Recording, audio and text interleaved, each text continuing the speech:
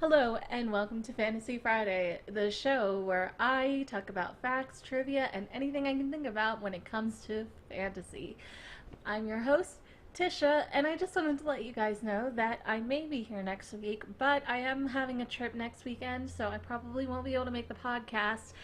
And I might not be here on Friday. I have some packing to do, so I'm not sure. I'll let you guys know, and I guess you'll see if the episode is up or not. But here I am this week, and I will definitely be back the week after on my regular schedule.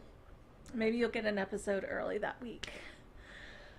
Uh, I noticed that one of my best viewed videos is actually a review of a novelization of Beauty and the Beast, and I thought I would kind of stem off of that and try something a little different and compare a book to a film.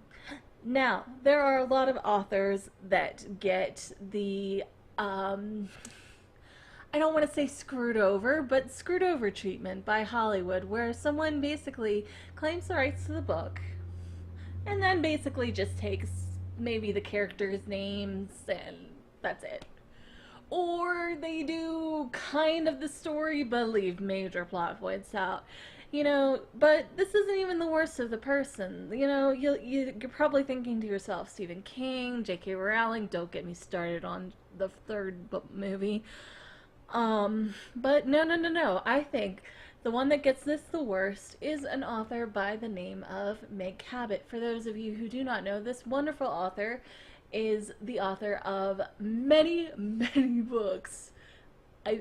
Over 100, I'm pretty sure. She's got plenty of series, at least 4 in each series that she's created. And she is the author of The Princess Diaries, which was made into a film in 2001 that starred Anne Hathaway in her first feature film debut, as well as the wonderful Julie Andrews and a plethora of other people.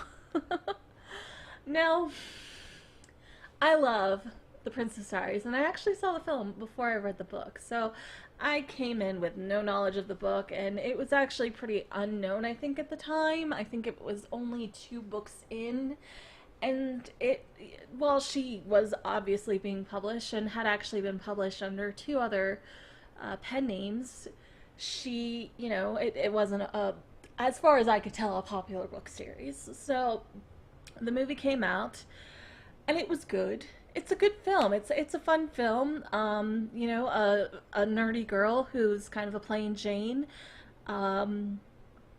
is finds out that she is the illegitimate child of the prince of a small country called Genovia, which doesn't actually exist, unfortunately. Oh well, when somebody needs to get an island and name it Genovia, just so we can finally say, yes, you can go to Genovia. We need to work on that.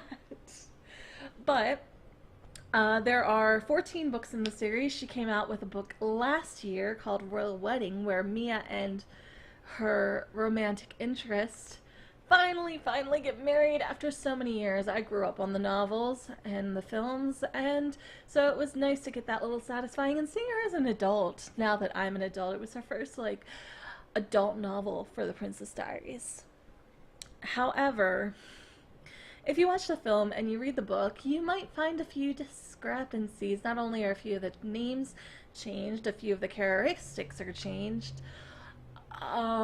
In fact, a lot of the characteristics are changed, not even of minor characters like Boris or anything, but their are characters completely gone, like Tina Hakim Baba and Lars and Tina Hakim Baba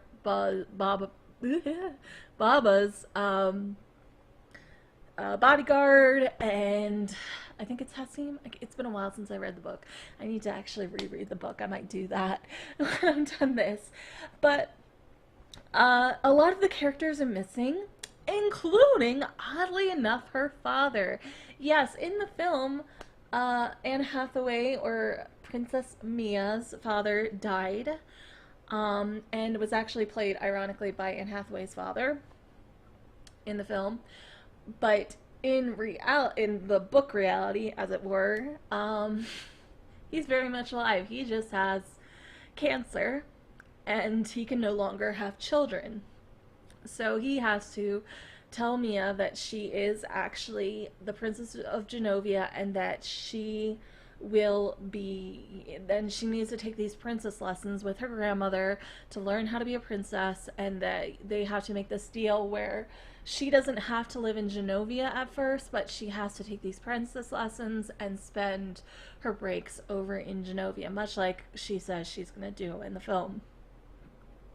Grandma's kind of a bitch in the book, which is okay. Sometimes you have those, curmudgeony relatives that are not the nicest people to everybody, not even their family members or their own children. She's, quite frankly, very, very rude to her son.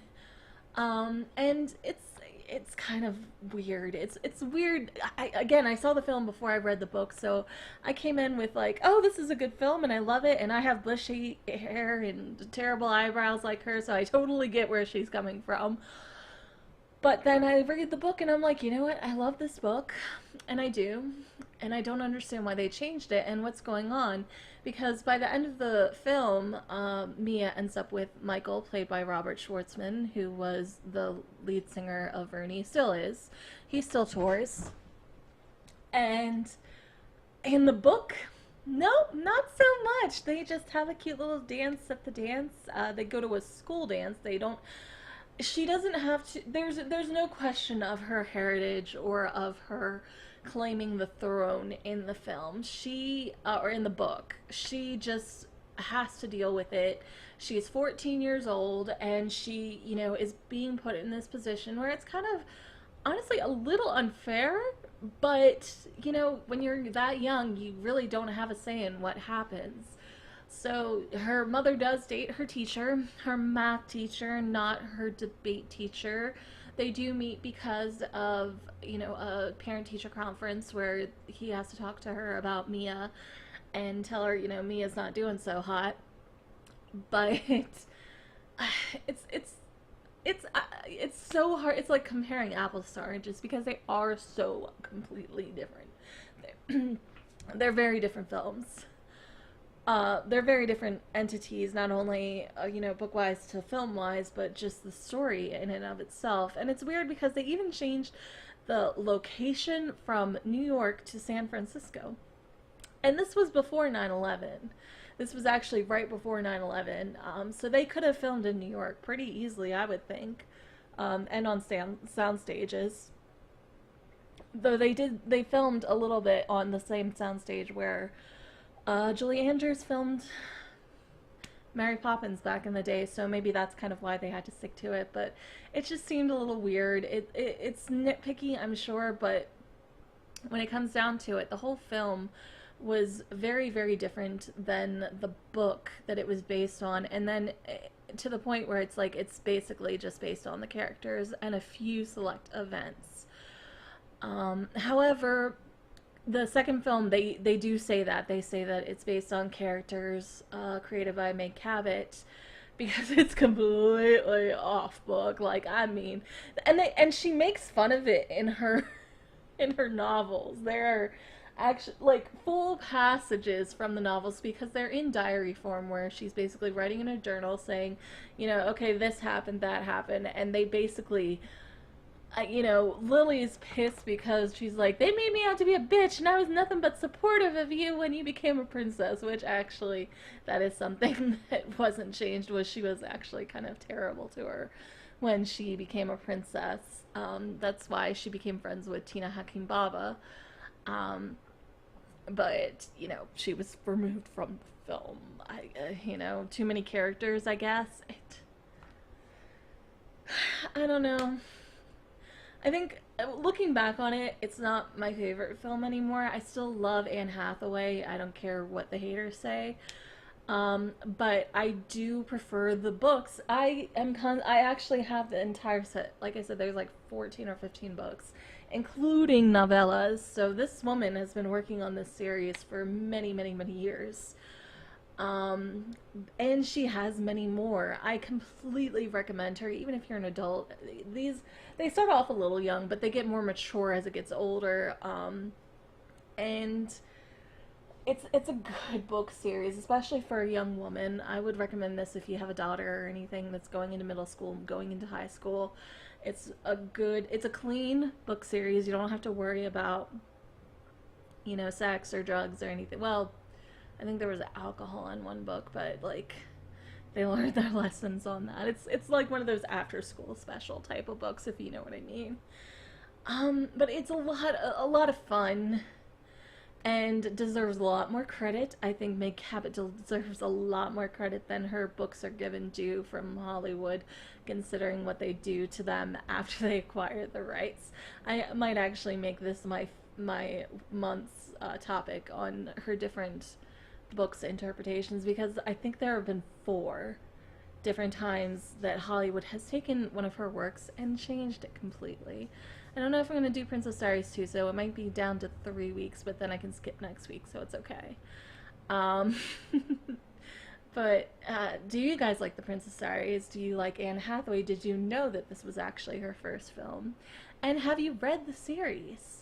Does this make you want to read the series? And do you think I should talk about other books that were turned into films or novelizations of films? Leave your comments below and let me know what you want to hear, and I will take it into consideration. Also, leave any constructive criticism you might have. I'm always willing to learn. I'm still learning how to do this stuff. I will see you soon. Have a fantastical weekend.